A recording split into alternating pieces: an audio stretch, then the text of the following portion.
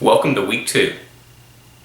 We're going to go a little bit deeper into this research practice known as qualitative research. We'll do so by gaining a little bit of more practical advice, especially from Kruger and Casey in chapters 3 and 7. And we're also going to be looking at a case study that uses a qualitative research method by Smith and Place. Well, let's start with Kruger and Casey.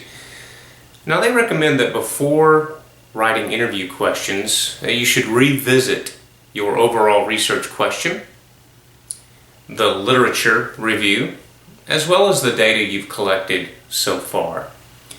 I would offer that it's a good idea to do this throughout the study. It's very easy, regardless of which type of research you're doing, to wind up way off course if you don't stay true to your purpose. So review the purpose, the research questions, literature review, data collected so far. Review that periodically throughout your research, and that'll help you make course corrections as you go along to make sure that you end up where you wanted to when you started out defining the purpose of your study. Now, Kruger and Casey also talk about the concepts of validity and reliability. Reliability and validity are very important for research, regardless of whether it's qualitative or quantitative.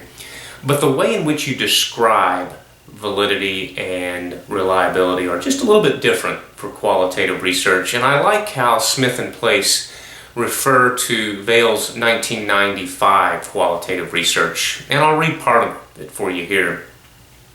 Vail in 1995 talked about the validity of the study having 3 different concepts. The first was craftsmanship validity. This was employed through the development of a flexible interview guide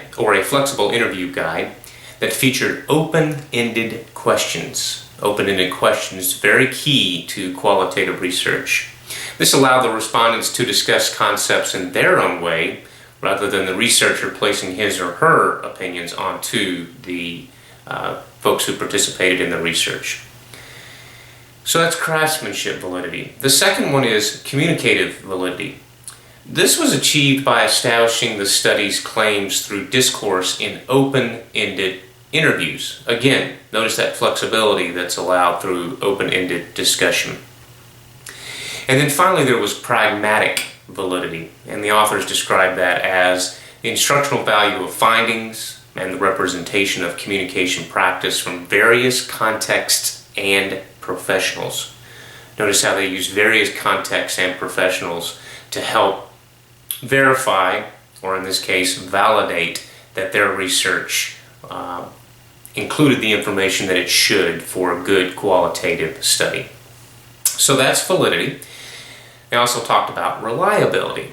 Now, reliability talks about the ability of researchers to repeat the findings of a study. It's an easy way to remember the difference between reliability and validity.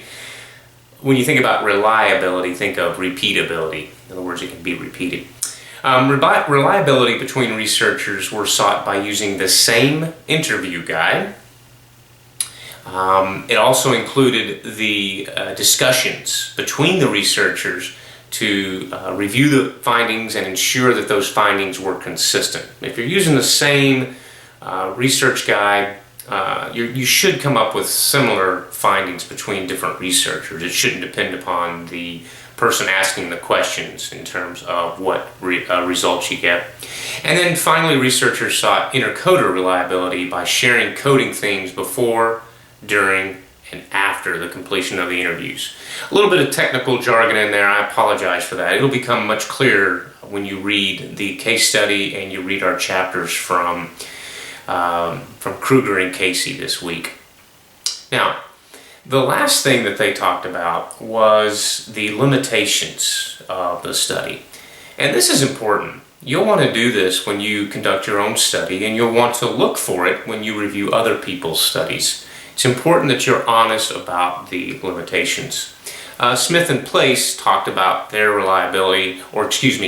their limitations as the research does not purport to be inclusive or conclusive on the matter of public relations power in an integrated communication structure. In other words, they're saying that it's not going to include everything that you could hope to know about public relations and power.